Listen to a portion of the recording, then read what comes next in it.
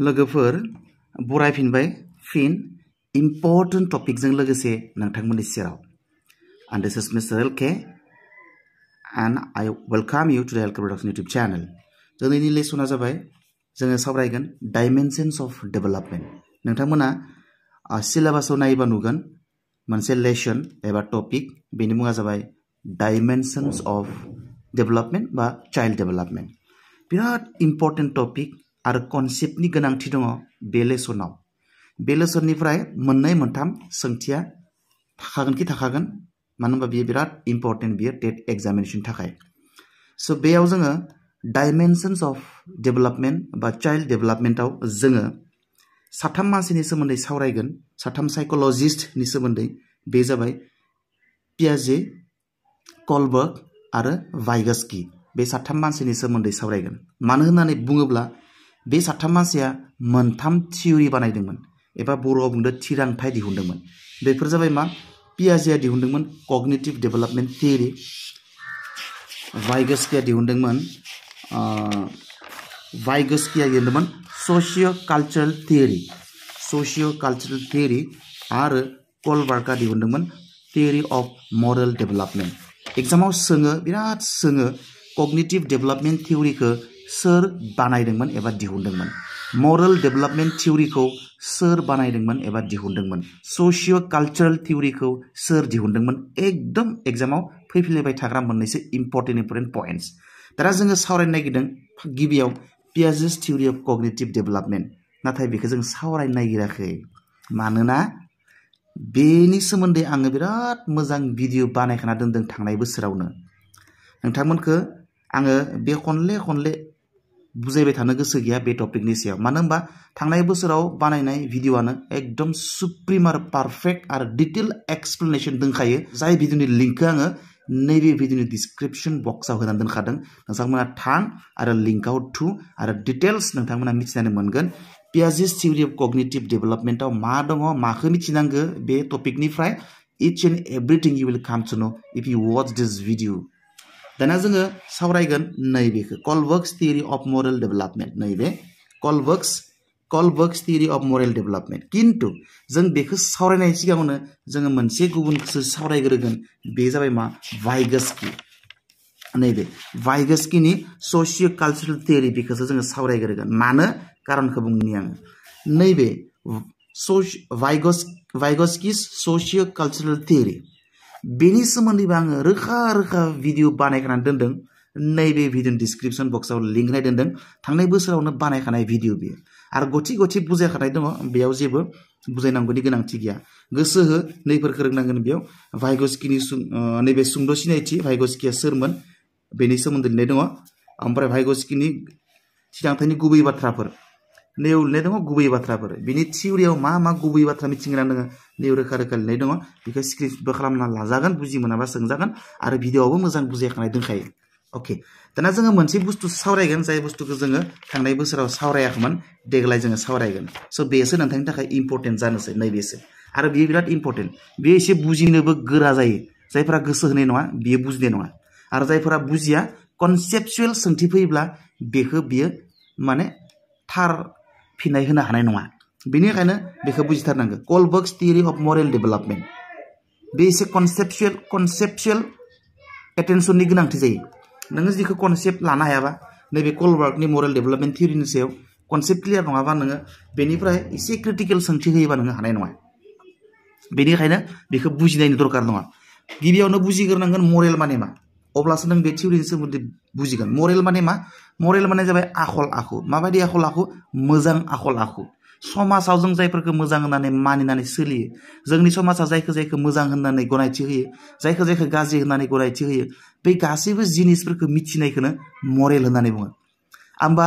दाना मरेल डेभेलपमेन्ट माने मा? सासे मानसिनियाव मरेल डेभेलपमेन्टआ माबायदि जाखाङो, माबायदि मिथियो सासे गथ'आ जे नैबे मोजां खामानि, नैबे मोजां गाज्रि, नैबे आखल आखुआ मोजां, नैबे आखल आखुआ गाज्रि होननानै माबायदि गोसोआव डेभेलप खालामनानै लायो बियो जेनेबा सासे गथ'आ. स' बेनि सोमोन्दै डिटेल्स फोरमायगोन कोलबार्गआ गावनि थियरियाव. मा थियरि बियो? मरेल डेभेलपमेन्ट थियरियाव. अके, दाना नैयाव लिरदों मा?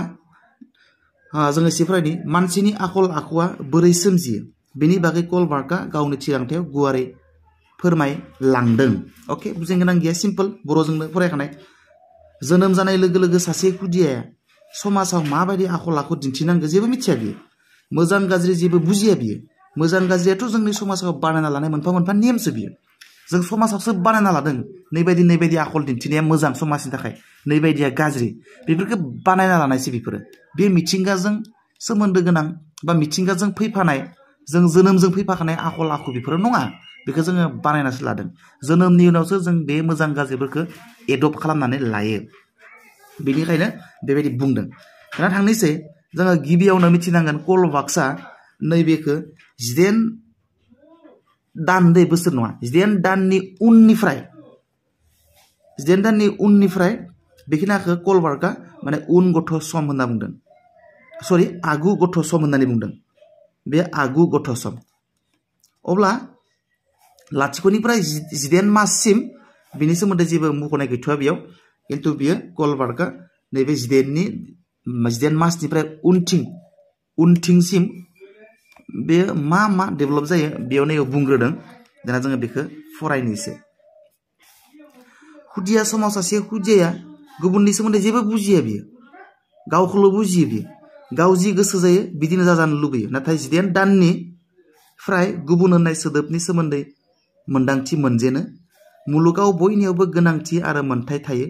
बेनि सोमोन्दै मिथिजेनो। बुहुमखौ बयबो रानज्लायनानै थायो। शेयार द वर्ल्ड। थार आरो नंखाय बिजिरनो रोंथ'वा। बिमा बिफा एबा गिदिरा जि बुङो बेबायदिनो सोलियो। नाथाय बर'ब्लाबो बांसिनानो आं बर'खौ फरायना गोलांबायब्लाबो बुजिनो गोरा मोनगोन। ओंखायनो आं एसे बुंनानै होनि बेयाव मा बुंनाय जादों। खुदिया समाव सासे खुदिया गुबुननि सोमोन्दै जेबो मिथिया। सासे गथ'आ माने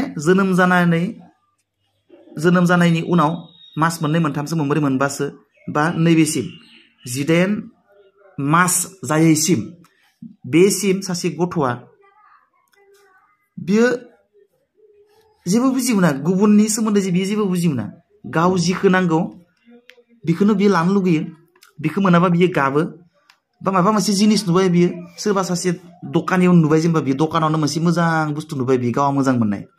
बेखौ बियो मोननो लुगैयो। बियो जिनिसा गुबुननि ना बे दखानिनि बियो जेबो लोब्बा गैलाब्रा। बियो गाव मोजां मोनबाय नालाय, गाव मेगनजों नुबाय नालाय बियो बेखौनो लानो लुगैबाय। बियो आंनिनो साननानै लाबाय बियो। थ' बे 18 माससिम बियो बेबायदि साननायफ्रा सोमजियो गथ'नियाव। गुबुननि ना मा जेबो मिथिया बियो। गावहा मोजां नुदों नालाय, गावहा लुगैदों नालाय बियो मोननो लुगैबाय आरो मोनाबा बियो गाबनोसै। स' बेबायदि सानखांथिया बै 18 मास जायैसिम माथायाव सोमजियो। नाथाय नैयाव लिरदों 18 दाननिफ्राय गुबुन होननाय सोदोबनि सोमोन्दै मोन्दांथि जेनो। 18 मास जानायनि उननिफ्रायसो गथ'आ बुजि मोनो, बेबायदि नांगौबानो मोना, बियो गुबुननिखौ मोना। गुबुननिबो जिनिसफोर थालाबायो, बे गावबा गावसो जिनिसफ्रा। आंनिया आं, गुबुननिया गुबुन। स' गुबुननि बुस्थुखौ मोना, बेयो गुबुननिसो। बेबायदि साननो गोरों जायो 18 मासनि उननिफ्राय। बे बाथ्राखौ सोर बुंदों? कलबार्गआ बुंदों। मायाव बुंदों? गावनि मडेल डेभेलपमेन्ट थियरियाव बुंदों। अके बुजिबाय जानांगौ। दाना नैफोरनो बुहुमखौ बयबो रानज्लायनानै थायो। बुहुमा जे आंनिल' नङा, जिनिसफ्रा जे आंनिल' नङा, आं मोननो लुगैबानो जे मोननांगौ बिदि नङा। बे सानखांथिफोरा सोमजियो 18 मासनिफ्रायसो। बेनिफ्राय थांसै नेक्स्टआव। नैबे आगु फरायसालि बैसो बेखौ बुंदों प्रि स्कुल एज, आरो बियो माबानिफ्राय जायो 3 निफ्राय 6 बोसोर बैसोसिम जायो। कलबार्गनि बायदिब्ला बबे बैसो हानजाखौ प्रि स्कुल एज होननानै बुंदों? 3 निफ्राय 6 बोसोर बैसोनि गथ'फोरखौ। अब्ला दाना बेयाव नायदो मोननैसोल' इम्पर्टेन्ट बाथ्रा मिथिनांगौ बेयाव। मोजां आखल आखुखौ जौगानायनि मैखोम सम, बिराद इम्पर्टेन्ट। कलबार्गनि बायदिब्ला मोजां आखल आखु सोमजिनायनि मोजां आखल आखुआ गाहायनि बबे मोनसे बैसोआव सोमजियो? अब्ला 3 निफ्राय 6 बोसोर बैसोनि गेजेराव सोमजियो। बेयो मैखोम इन्टेन्स मुमेन्ट, बियो मरेल डेभेलपमेन्ट जानायनि बबे 3 निफ्राय 6 बोसोर सिमायाव। आरो बेखौ मा होनना बुंदों कलबार्गआ? प्रि स्कुल एज एबा आगु फरायसालि बैसो होननानै बुंदों। अके बे बारा मिथिनो गोनां गैया। नखर एबा बिमा बिफानि नेमखान्थिखौ गोनांथार सानो बे समाव बिमा बिफाया जि बुङो आइया रायगोन बाबायानो बुंदों बिदि माने सोरबा गिदिरनिबा बिमा बिफानि नेमखान्थिजों सोलियो जेबो एक्सट्रा साननो रोङा बियो बिमाया माबा मोनसे गोरोन्थि मावो बिदि जाया आं बिदि मावा बिदि अख्रा खालामनाय सभाब बारा नुनो मोना बिमाया जि बुङो बेखौनो मावो फोरोंगिरिया जि बुङो बेखौनो मावो गिदिरा जि बुङो बेखौनो मानिनानै सोलियो बे समाव अख्रायनानै गुबुन खामानि मावा अके दाना जों रायलायनोसै नेक्स्ट फरायसालि बैसो सम एबा उन गथ' सम बे उन जानांगौ जे नैबे गोरोन्थि जादों बेखौ फोसाबनानै ला बे उन जानांगौ आगु नङा इंराजियाव थिगानो दङ बियो फरायसालि बैसो सम एबा उन गथ' सम एबा स्कुल एज एबा लेटार चाइल्डहुड पिरियड बा एज मन लाखिथारनांगौ बेखौ सोङो कलबार्गनि बायदिब्ला 7 निफ्राय 10 बोसोर बैसोनि गथ'खौ माबे थाखो बुङो अब्लाना मिलायनायबो फैयो बियो स्कुल एज बा लेटार चाइल्डहुड एज बर'जों फरायसालि बैसो एबा उन गथ' सम दायो नैबे उन गथ' सम बेखौ फोसाबनानै ला अके हांसे नेक्स्ट दाना सोंथि सोंनो जागायो थारैनो बिमा बिफाया थार नंगौ नङा दाना एसे गोजौ सावरायनाया मामोन बिमा बिफाया जि बुङो बेखौनो लायो बेखौनो नंगौ सानो गिदिरा जि बुङो बेखौनो नंगौ सानो बेखौनो लायो नाथाय नैबेयाव एसे जुक्ति गोरों जायो एसे सोंनो गोरों जायो बियो एसे बांद्राय नङा सोंनो गोरों जायो मानो बेबायदि जादों मा बियो मानो बेबायदि बिदि सोंथि सोंनो गोरों जायो नैबे समायाव बियो मोजांसिनखौ हमदांनो हानाय आरो नेमखान्थिनि गोनांथिखौ बुजिनो हायो नैयानै बुजिनो हायो बे बैसोआव मा बैसोआव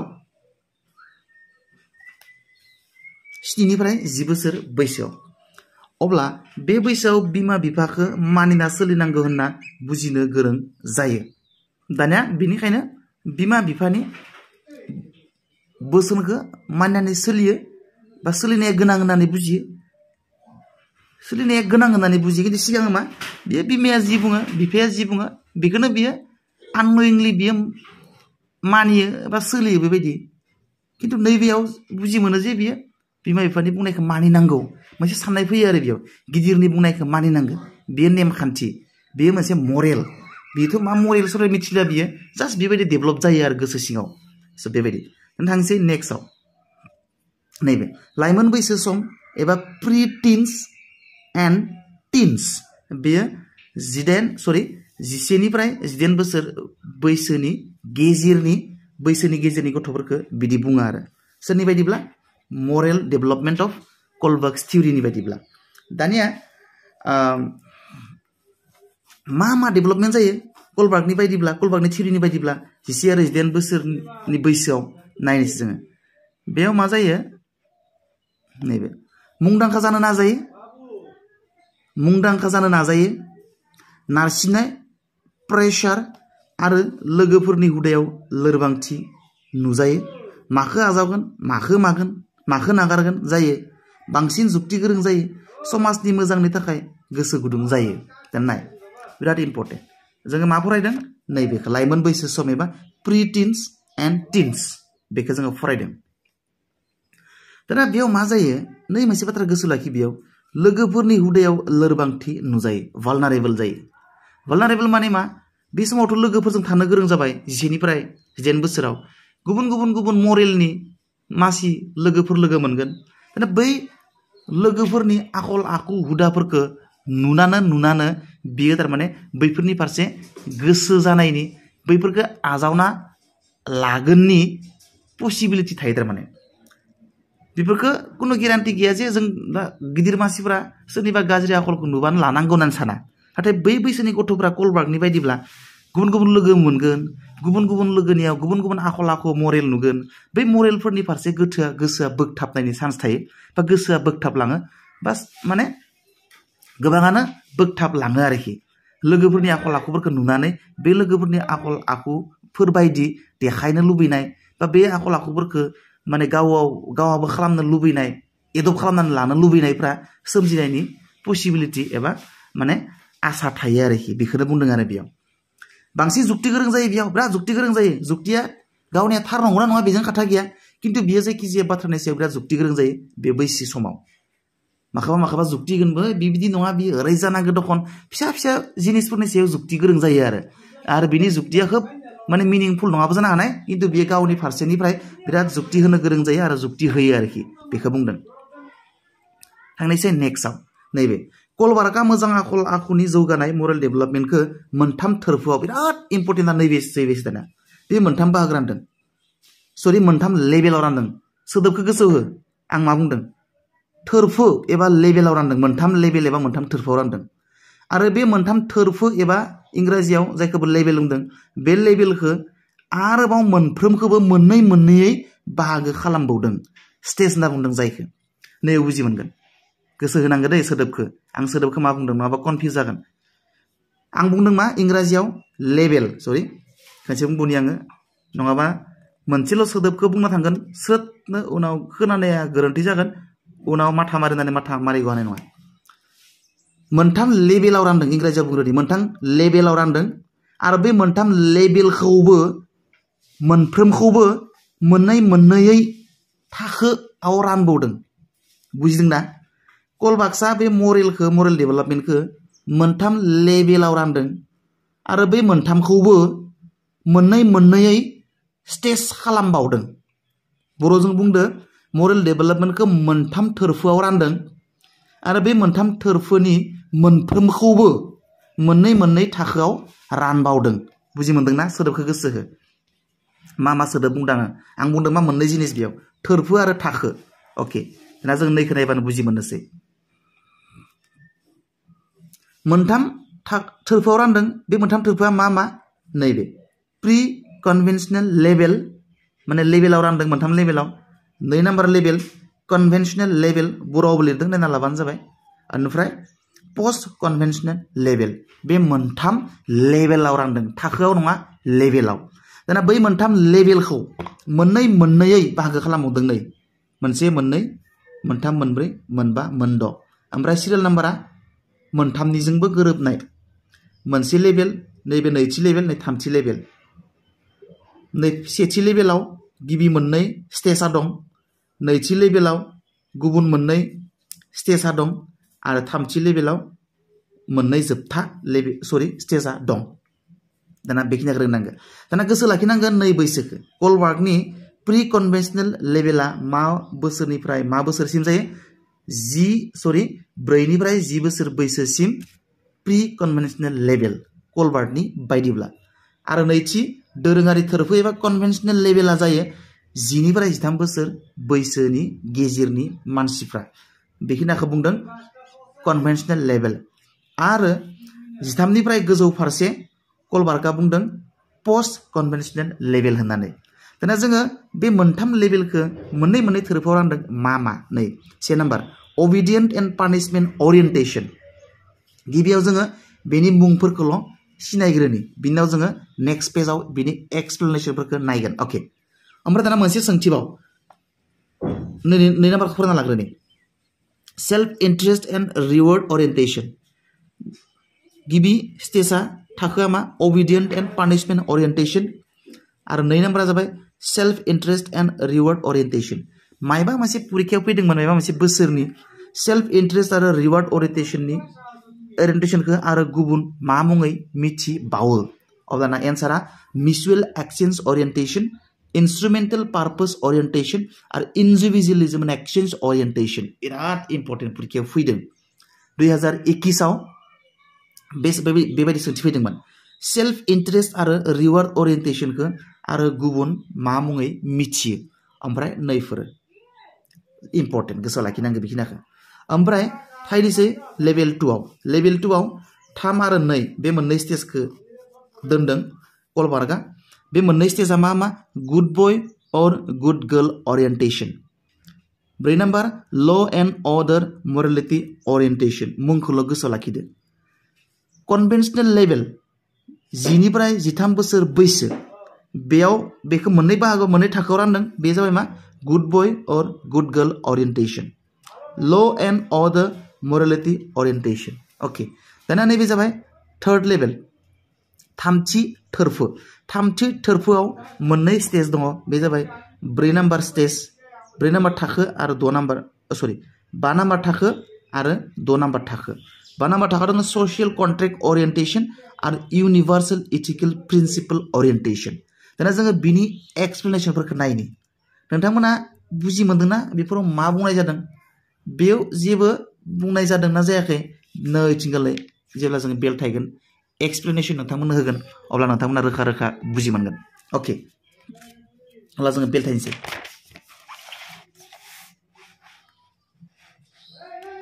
एसेथ' गोलाव जागोन एसेबां गोदोर लेसन बियो एखौ 5 मिनिट 10 मिनिट फोजोबनाया गोरलै नङा आरो कनसेप्ट जाय बुजिनाय नङा बिनिफ्राय कनसेप्चुअल कुइसन फैयोबाथाय नोंथां हानाय नङा दानिया जों कोहलबार्गनि मोजां आखल आखु जौगानायनि थिरांथायनि मोनथाम थोरफो आरो मोन 6 थाखोनि सोमोन्दै गाहायाव फारि फारि जोङो सावरायलांसै दाना सुंद'यै सावरायनो नाजागोन दाना गिबि थोरफोआ मामोन प्रि कनभेनसनेल लेभेल 4 निफ्राय 10 बोसोर बैसोसिम दाना गिबियाव नोंथाङा मिथिनांगौ कनभेनसनेल मानेनो मा कनभेनसनेल माने मा बिनि ओंथिखौ मिथिब्लानो बे थोरफोनि ओंथिखौ मिथिगोन कनभेनसनेल माने मा कनभेनसनेल माने दोरोङारि माने मा जों आरो गुबुन मोनसे सोदोबजों बुजिनो थाखाय मिथिना लाजायो दोरोङारि माने ट्रेडिशनेल होननानै बुजिनो हायो जों ट्रेडिशनेल माने मा दोरोङारि माने मा माने सिगांनिफ्राय सरासनस्रायै सोलिबोबाय थानाय माबा मोनसे खामानि माबा मोनसे आखल आखु माबा मोनसे खामानि माबा मोनसे नियम बा माबा मोनसे नेमखान्थि बेखौनो बुङो कनभेनसनेल माने आगु दोरोङारि किन्तु बेयाव प्रि कनभेनसनेल समाजाव मा सोलिदों आगोलनिफ्राय समाजा सरासनस्रायै माखौ मोजां होननानै सानो माखौ गाज्रि होननानै सिगांनिफ्रायनो सानबोबाय थायो बेफोरजों लोब्बा गैया नैबे बोसोरनि गथ'फ्रा कोहलबार्गआ बेखौ बुंदों बिनिखायनो बुंदों प्रि कनभेनसनेल लेभेल दाथ' जोङो आखल आखु दिन्थिनाय जोंनि रायज्लायनाय समाजनि नेमखान्थि जोंनि धोरोम मानिनाय जोंनि न'खरनि खामानि समाजनि खामानि गासैबो कनभेनसनेल नंगौना नङा जोंथ' गोदान नेमखान्थि दिहुनबाङाखै आगोलनिफ्राय जिबायदि आबै आबौआ जिउ खुंबोदों मा रायज्लायदों माबेखौ मा बुंदों धोरोमा आगोलनिनो बानायना दोनखानाय जों बेफोरखौनो सोलिनानै दोंबाय थायो ना थाया आरो माबे मोजां माबे गाज्रि होननानै बुंदों बिमा बिफाया गिदिरा बेखौनो जोङो मोजां होननानै सोलियो थारमाने बेफोरो मा कनभेनसनेल आरो बैबायदिनो सोलियो जोङो किन्तु नैबे 4 निफ्राय 10 बोसोर बैसोनि गथ'फ्रा प्रि कनभेनसनेल समाजाव मा ट्रेडिशन दोङो बेजों लोब्बा गैया बिनि आगु सम होननानै बुंदों कोहलबार्गआ 4 निफ्राय 10 बोसोर बैसोनि गथ'फोरखौ अके बेखौनो नैयाव बुंदों दाना आङो आसल बाथ्राखौनो बुजायजोबखाबाय बेयो बारा मिथिनो गोनां गैला थेवबो बेखौ मोननै थाखोआव रानदोंमोन ना अबिडियेन्ट दाना नायनोसै जोङो बिसोरो दोरों नैबे कनभेनसनेलजों सोलिया थारमाने कनभेनसनेलजों सोलिया बिसोरो प्रि कनभेनसनेल बेनिखायनो बुंदों दाना अब्ला माबायदि सोलियो बिसोरनि आखल आखुखौ माबायदि दानो हायो जोङो बेखौ सासे फोरोंगिरिया मिथिथारनांगौ सासे गथ'नि आखल आखुखौ जों माबोरै दागोन बा सासे गथ'नि आखल आखुआ माबायदि डेभेलप जायो बे बाथ्राखौ मिथिबासो नोङो बेखौ गियान होनो हागोन बा बेखौ नों फोरोंनो हागोन बेनिखायनो 1 नम्बर स्टेजआ मा बुंदों अबिडियेन्ट एन्ड पानिशमेन्ट ओरिएन्टेशन बेयाव लिरदों मा कोहलबार्गनि बे थाखोनि बायदिब्ला सासे गथ'नि आखल आखु आरो नेमखान्थि एबा बाथ्रा मानिना सोलिनायफोरा गासैबो गेदेरजों साजा होजानो गिनानैसो जायो नैबे अबिडियेन्स एन्ड पानिशमेन्ट ओरिएन्टेशन गथ'आ जि आखल आखु दिन्थिया मानो बिनियाव जेबो गावारि गोसोनि थांखि इन्टेनसन थाया बेनि आखल आखु गिदिरनि नारसिननाय एबा दिन्थिनायावसो जायो थारमाने नैयाव मा होनदों अबिडियेन्ट एन्ड पानिशमेन्ट ओरिएन्टेशन स्टेजाव थाखोआव बेनिखायनो बेखौ प्रि कनभेनसनेल होनदों समाजाव माखौ मावनांगौ माखौ मावोबा मोजां जायो माखौ मावोबा गाज्रि जायो बे जाबाय जोंनि कनभेनसनेल बे कनभेनसनेलजों बियो लोब्बा गैया अब्ला लोब्बा दङ बियो माजों नैबेजोंसो अबिडियेन्ट एन्ड पानिशमेन्ट गथ'आ बिमाजों रायजानो गिनानैसो बियो साजा होजानो गिनानैसो बियो खायसे खायसे खामानिफोरखौ बियो मावो बियो बेखौ मानिनांगौ मानिथारनांगौ बियो समाजनि नियम होननानै बियो मिथिया खिन्थु बियो जाय खामानिखौ मावा मानो जाय बाथ्राखौ बुङा मानो बिखौ बियो बिमाजों बिफाजों बास जोंनि समाजनि न'खरनि गिदिर मानसिफोरजों रायजानो बुजानो गिनानैसो बियो मावो बिनिखायनो कोहलबार्गआ बेखौ बुंदों नैबायदिनो 1 नम्बर बाथ्रायाव बेनिफ्राय गथ'आ जि आखल आखु दिन्थिया मानो बिनियाव जेबो गावारि इन्टेनसन गैया जि खामानि मावो बियो बि गावनि माबा मोनसे बेनिफिटनि थाखाय मावा बियो इन्टेनसननि थाखाय मावा बियो बिमाया मावदों नालाय बिमाया मावनो होदों नालाय बुंनो होदों नालाय बिफाया मावदों बियो इन्टेनसना बेबायदि बिनि आखल आखुआ गिदिरनि नारसिननाय एबा दिन्थिनायावसो जायो बेखौनो बुंदों कलबार्गआ obedience and punishment orientation stage बुजिबाय जानांगौ गावनि जेबो इन्टेनसनजों गथ'आ मावा नैखौ मावोबा आंहा बिराद लाब जागोन भबिष्यताव फिउचाराव बेबायदि साननाय गैया बेनियाव मावोबा बियो गिदिरनि नारसिननाय गिदिरनि थिननाय गिदिरनि पानिशमेन्ट होजानो गिनायावसो बियो मानियो बेखौनो बुंदों obedience and punishment orientation बिराद इम्पर्टेन्ट दाना थांसै जोङो बे लेभेल 1 नि नाम्बार 2 स्टेजाव बिदिजोंल' खामानि मावो दासो जों बुजायखांनायनि बे 1 नम्बर स्टेजआ बिदिजोंल' खामानि मावो बिदि नङा आरो मोनसे दंबावो नाम्बार बे जाबाय self interest and reward orientation बेखौ आरो मा मुङै मिथिनाय जायो जों दहाय बुंखाबाय आरो बुंबावगोन गावनि मुलाम्फा आरो बान्था मोननायनि थाखायसो गथ'आ समाजाव जोंनि समाजनि गथ'फ्रा जि मावा मानो जि आखल आखु सोलोङा मानो दहायनो बुंखाबाय बे गावनि जेबो इन्टेनसनजों गावनि माबा मोनसे मुलाम्फा मोनगोनजों बे खामानि मावा होनना बुंदोंमोन नाथाय नैबे एसे आलदा बेयो मा सेल्फ इन्ट्रेस्ट आरो रिवार्ड बेयो बान्था मोननो लुबैनानै बा बियो गाव माबा मोनसे गोजोननाय मोनगोननि थाखाय बे खामानि मावो होननानै बुंलायबाय दाना एसे जोङो सिंथिं फरायलांनि बांद्राय एक्सप्लेनेसन मोनगोन आरो बुजिसिनगोन दाना बेखौ self interest and reward orientation बेखौ गुबुन मा मुङै मिथिनाय जायो बेबायदि सोंथि फैयो जों दहायबो बुंबाय दाबो खनसे बुंबावनि बे थाखोखौ गुबुन मुङैबो मिथिनाय जायो जेरै mutual exchange orientation instrumental purpose orientation individualism and exchange orientation मुङैबो मिथिनाय जायो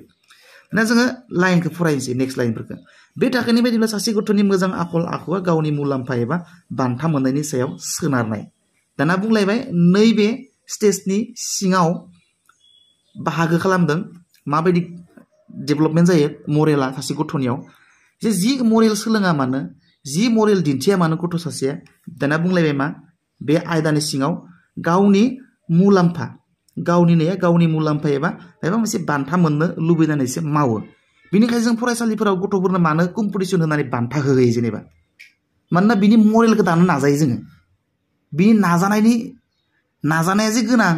नाजाबा जे मानसिया गिदिर मानसि जानो हायो अनजायो मानसिफोरजों बिनिखायनो जोङो मानो बान्था होनानै गथ'खौ जोङो मटिभेसन होनो नाजायो बेनि थाखायनो सेल्फ इन्ट्रेस्ट जाहासे गथ'आ मोनो बेनिखायनो जोङो रिवार्ड होयो बेनिखायनो जोङो बान्था होयो जाहाथे बे गथ'नि मरेलखौ जों दानो हायो बेनिखायनो बुंदों मानो होनबा कलबार्गनि बायदिब्ला जोङो मरेलखौ दानो हायो गथ' माबा मोनसे मुलाम्फा जागोनबासो बियो बे खामानिखौ मावगोन बेनिखायनो जोङो बान्था होयो बान्था मोननायनि सायाव सोनारनाय गथ' बेनिखायनो जों नोंनो बान्था होगोन जों बे खामानिखौ माव होननानै बुङो बे बान्था मोनगोनबासो बे खामानिखौ मावगोन बे बाथ्राखौ बियो मानिगोन बिनिखायनो जोङो स्कुलफोराव बान्था होयो बेनिखायनो जों माबा मोनसे मुलाम्फा जानाय खामानि मावहोनो नायो गथ'फोरखौ खारनफोरा बेफोर आरोखि अब्ला जोङो नेक्स्ट पइन्टखौ फरायनि गावनि मायबा मोजां जागोन बायदिब्लासो सासे गथ'आ थि रोखोमनि आखल दिन्थियो बा आखु दिन्थियो अब्लासो बियो बे आखुखौ बियो एडप्ट खालामगोन बियो जेरैबायदि एग्जाम्पल मोनसे होनाय बिराद बुजि मोनगोन नै एग्जाम्पलावनो अब्ला जोङो बे एग्जाम्पलनि उनावनो बांद्राय सावरायाबालासिनो गुबुन मोनसे लेभेलाव थांगोन जोङो बिदिन्थि महरै बिमाया जेब्ला गलायाव मायबा मुवा लायनो थिनहरगोन नांनायनिख्रुइ एसे बांसिन रां हरफानानै चक्लेट जानो होयोब्ला गथ'आ रंजानाय मोनो आरो खामानिखौ मावनो राजि जायो बियो जों बेबायदि मरेलखौ लाखै दालाङो आरोखि दा बेबायदि बे बैसोनि समायाव नोङो जुदि गथ' बाजाराव हाथायाव दखानाव गामिनि दखानाव थिनहरलाबायोबा बे थाङाबो जानो हानाय आरो बेयो थांगोन बेखौ नोङो बिराद थांहोनो हागोन मावहोनो हागोन नोङो बे सेन्टिमेन्टखौ नोङो बिनि माथायाव क्लियार खालामनो हागोन जेब्ला नोङो एसे बांसिन फैसा हरनानै नै थाइबा बारा हरदों नों बेखौ चक्लेट जानानै फै जेब्ला जोङो बुंगोन बे गथ'आ बेखौ बिराद गोसो खुसि मावगोन आरो बियो ट्रुथ खारलांगोन बियो दखानाव नोङो जि मावनो होदो बेखौनो मावगोन बियो नोङो जि आखल आखु दिन्थिनो होदों बेखौनो दिन्थिगोन बियो आरो बेबायदिनो लासै बे आखल आखुआ हुदा जालांगोन बिनि मावनायनि थ' बेबायदि आखल आखु दानो हायो नैबे परीक्षायाव फैयो एग्जामाव टिट फर टेट बे बाथ्रायानो बे थाखोनि साबसिन बिदिन्थि मायबा मावनायनि सोलायै मायबा मोननो लुबैयो बेयो नैबे परीक्षायाव फैयो माबायदि फैयो टिट फर टेट बे बाथ्रा भावा कलबार्गनि बबे मोनसे थाखोजों सोमोन्दो गोनां एग्जामाव फैयो सिटेटफोरावबो फैयो आरो गुबुन एग्जामफोरावबो फैनायनि चान्स दङ जोङो मा सावरायखो दा कलबार्गनि थिउरिनि फार्स्ट लेभेलखौ सावरायबाय फार्स्ट लेभेला मामोन प्रि कनभेनसनेल लेभेल 4 निफ्राय 10 बोसोर बैसोनि गथ'फोर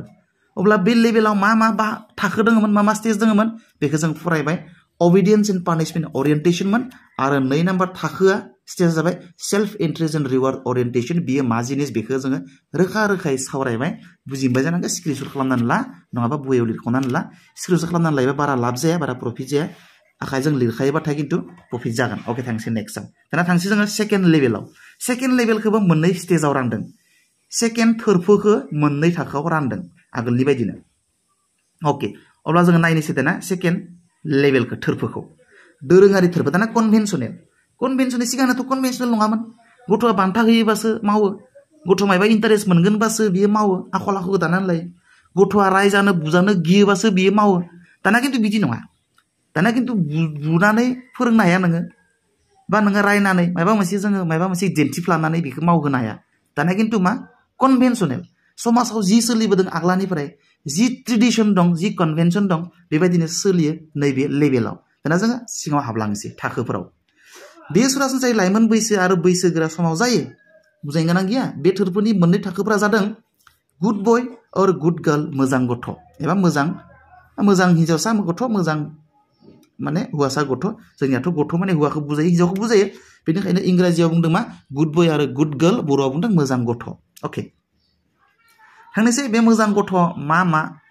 बाथ्रा मिथिनांगौ बे थाखोआव गथ'फ्रा समाजनि नेमखान्थि मानिना सोलियो बे थाखो दहायनाथ' समाजजों जेबो लोब्बा गैया पार्सनेल इन्टारेस्टजोंसो लोब्बा दङमोन दहायना प्रि कनभेनसनेला नाथाय कनभेनसनेला मा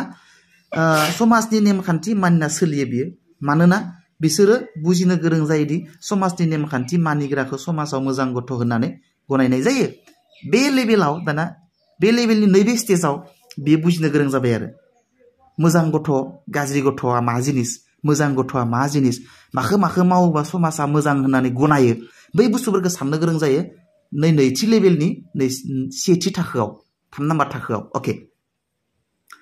थाखोफोरनि नाम्बारखौ नोंथांमोना बुजि मोनना मोनाखै दै आं कनफिउज जायो ओंखायनो गोसो होआबा बुजि मोननाय ना दहायनो बुजायखाबाय बे माबे 3 नाम्बार जाखो अके सोरबा बुजि मोनाखैबा भिडिअखौ बेक खालामना नायफिनबानो जाबाय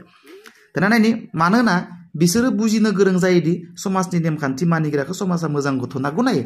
समाजा जिखौ मोजां बुङो बेखौनो मोजां सानो आरो जिखौ गाज्रि बुङो बेखौनो गाज्रि सानो समाजनि मथे सोलियो माने कनभेनसनेल बेनिखायनो बुंदों कनभेनसनेल समाजाव जि सोलिदों जिखौ गाज्रि होननानै जोंनि समाजा गनायो जिखौ मोजां होननानै जोंनि समाजा गनायो बेफोरजोंनो खारफायो बे समायाव गथ'फ्रा अके आरो 4 नाम्बार स्टेज एबा थाखो ल' एन्ड अर्डार मरेलिटि आयेन कानुनखौ मानियो नाय आयेन कानुनखौ मानिनाया गोनां होनना सानो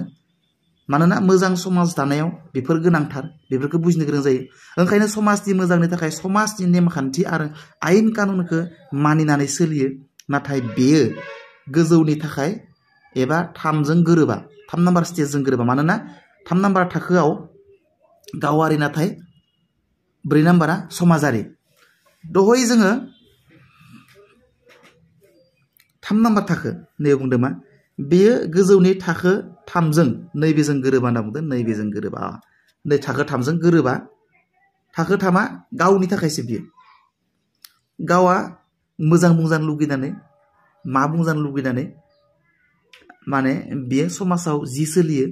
माखौ गाज्रि होननानै बुङो माखौ हामा होननानै बुङो बेजों सोलियो नाथाय नैबेयाव बियो समाजारि समाजाव जि नेमखान्थि दोङो बे नेमखान्थिखौ मानिनाया गोनां समाज दानायाव होननानै बुजि गोरों जायो नैबे लास्ट स्टेजखौ जोङो थाब फरायनो गोबाव जागोन नङाबा भिडिअआ नैबे बुजिनायनि प्रयोजन दङ बेनिखायनो आं बुंबाय थादों नैखौ बुंदों दाना पोस्ट कनभेनसनेलनि उन समाजाव मा सोलिजों बेजोंबो लोब्बा गैया जुदि बियो सानोबा समाजाव सोलिनाया नैबे रुलफोरा नैबे नेमखान्थिफोरा गोरोन्थि अब्ला बियो बेखौ बादगा थांनायनिबो साहस सोमजियो बे पोस्ट कनभेनसनेल पिरियडआव दोरोङारिजोंबो लोब्बा गैबाङा दङ नाथाय गैयाबो आगोलनिफ्राव खिन्थु दोरोङारिमोन समाजाव जि सोलिदों बेजोंनो खारफायोमोन नै खिन्थु पोस्ट कनभेनसनेल लेभेलाव 13 इयार्सनिफ्राय गोजौ फारसे कनभेनसनेलजों खारफायाबो जानो हानाय बियो बे बाथ्राखौ बुंदों बेयाव आखल आखुखौ गावनो दबथायो रावनिबो सायाव सोनारनाय नङा ओंखायनो माब्ला गावनि साननायजों गोरोबाब्ला माब्लाबा जानांगौ बियो समाजनि नेमखान्थिखौबो मानिना सोलिया बिसोरो बे बैसोनि उननिफ्राय बे थोरफोनि मोननै थाखोफोरा जादों नैबे ससियेल कन्ट्रेक्ट ओरिएन्टेशन समाजारि गोरोबथा सुबुंनि आखल आखु जौगानायाव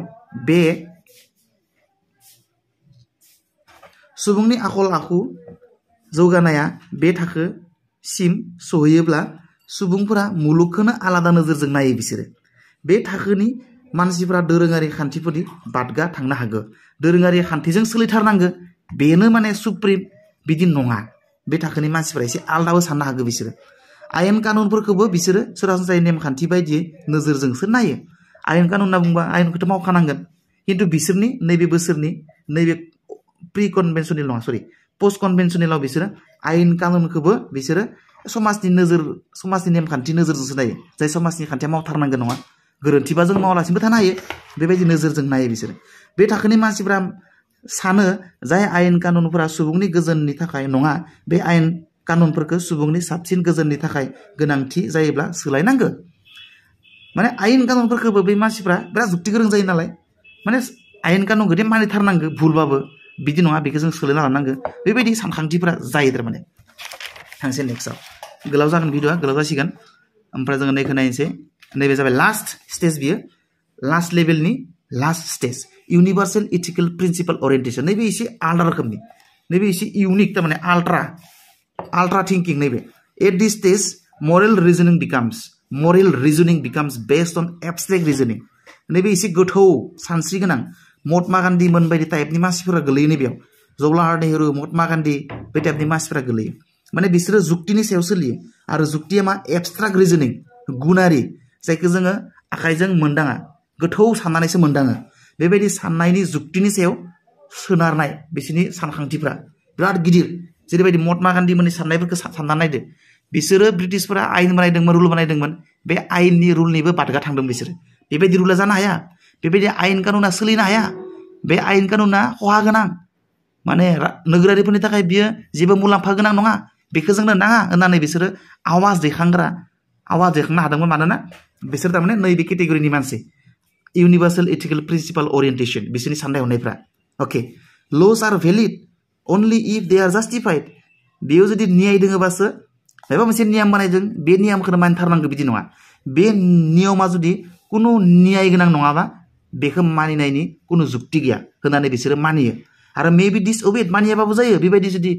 अन्यायफोरखौ न्याय गैयै जुक्तिफोरखौ न्याय गैयै आयेनफोरखौ कानुनफोरखौ होननानै सानो बे लेभेलनि मानसिफ्रा सरि बे थाखोनि मानसिफ्रा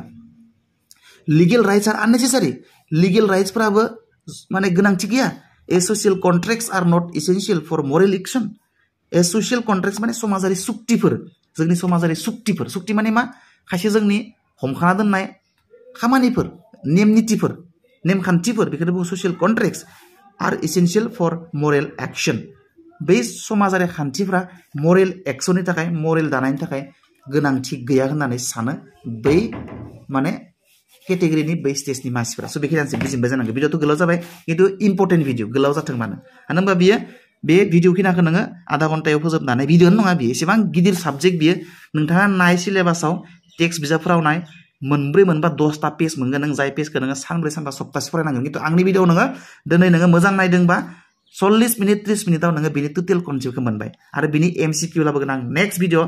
नैबेनिल' डाइमेनसन्स अफ चाइल्ड डेभेलपमेन्टनि सायावल' आङो एमसिकिउ लाबोगोन जाय आंनि भिडिअखौ मोजां नायदों बे एमसिकिउखौ मोजां एटेम्प्ट खालामनो हागोन अके बाय बाय सि इउ नेक्स्ट